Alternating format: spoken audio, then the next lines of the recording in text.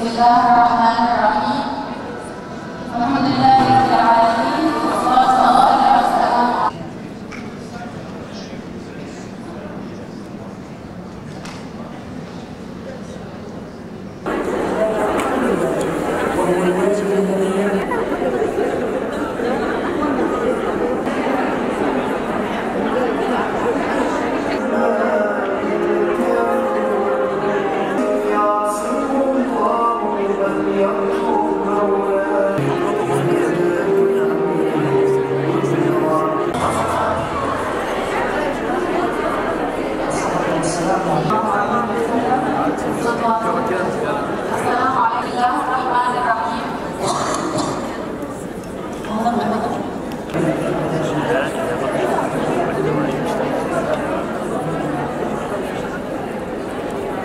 لنصرة المسلمين ولنصرة قضايانا وعلى آله وصحبه وسلم.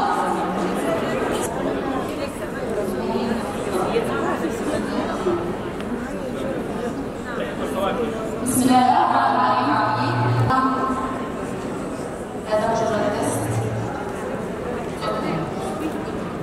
كرم أهل بيت المقدس وأكنافها باللواء، وأكرم أهل غزة بالجهاد والثبات والصبر والشهادة. أعوذ بالله من الشيطان الرجيم. بسم الله الرحمن الرحيم.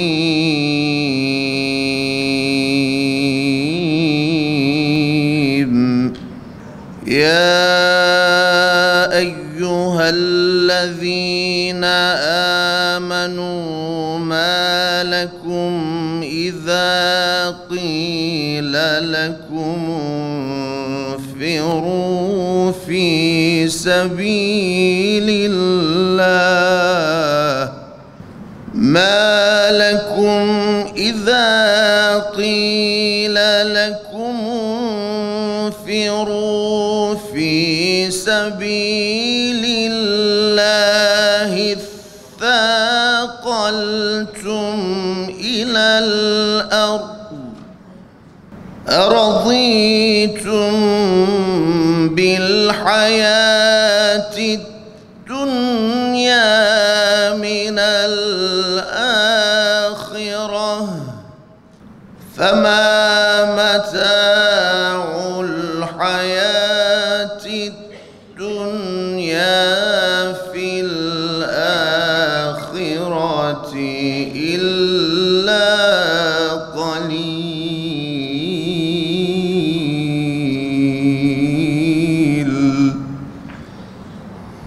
وأهنئكم على هذا المؤتمر الطيب للعالمات والداعيات، وجزا الله جميع أخواتنا اللائي نظمنا هذا المؤتمر وساهمنا في إعداده، فجزاهم الله خيرا في الدنيا والآخرة.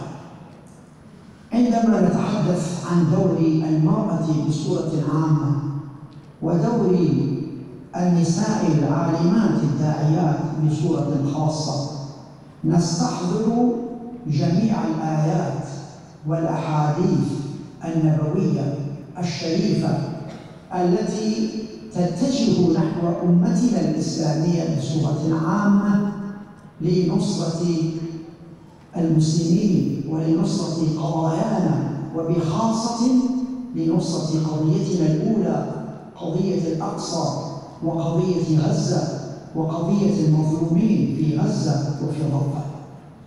ومن هنا جميع الآيات والأحاديث نستحضرها ونحن نتحدث عن دور العالمات ودور الداعيات في خدمة هذه القضية. إن غزة اليوم هي اختبار للأمة بأسرها، حكاما وشعوبا، علماء ودعاة، رجالا ونساء، أغنياء وطاقات عاملة.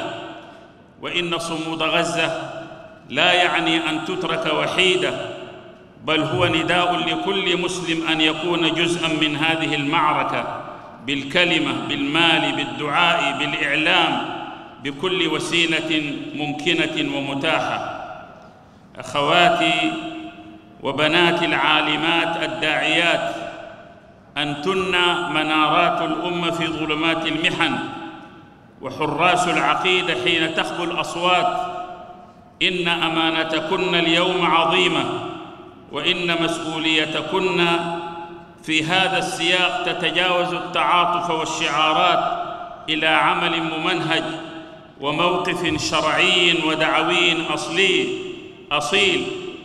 تتبنين قضايا الأمة وفي القلب منها هذه القضية، فهي قضية عقيدة ودين وليس مجرد مسألة سياسية. يا أخواتي الكريمات، واعلمنا، أنا أريد أن أسوق لكم بشرى ربما يخشى منها بعضنا، وأنا متأكد منها. منذ بداية الطوفان ثار أكثر الأمة، وكان مع الطوفان ظنا منهم أن الطوفان سيحرر فلسطين، وأن الكيان سيتوقف عن حربه خلال أيام أو أشهر. ولكني أقول لكم، وهذه اعتبرها بشرى وليست ألم وإن كانت مؤلمة، أنه سيتخلى عن هذا الطوفان كثيرون، حتى ممن رفعوا رايته، وسوف ينفض عنه بعض المنسوبين، وسوف يتردد كثيرون في نصرته، لأنه سيستمر، ولأن ثمن المسير في أجوائه مكلف، ولأنه يحتاج إلى من نسوا أنفسهم وتذكروا أمتهم وعلموا أن العزة والكرامة لا بد أن يدفع ثمنها، وأن الأقصى لن يحرر بخطاب هذا، ولن يحرر بمؤتمر كن على فضله، وإنما يحتاج منا أن ننطلق بكل غال ونفيس. أنا أقول لكم أيتها الأخوات، ولو اقتضى ذلك أن يقل العدد، سوف نطارد في المطارات، وسوف نحارب في كل مكان ما دمنا نرفع لواء تحرير الأقصى.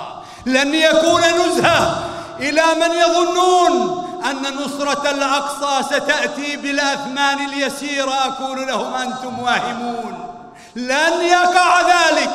نحن هذه المعركة كنت أظنها أنها معركة ما قبل التحرير. الاتحاد العالمي لنصرة القدس وفلسطين، وإن لم يشهر نفسه كذلك إلا أنه بفتواه وبقراراته إن شاء الله يكون ناصرا للقدس وفلسطين دائما. ثم الهيئة البهية شركاء هذا المؤتمر، وروحهم من روحه هيئة علماء فلسطين الذين شاء الله سبحانه وتعالى أن يكونوا جناحين لائتلاف العالمات والداعيات لنصرة القدس وفلسطين.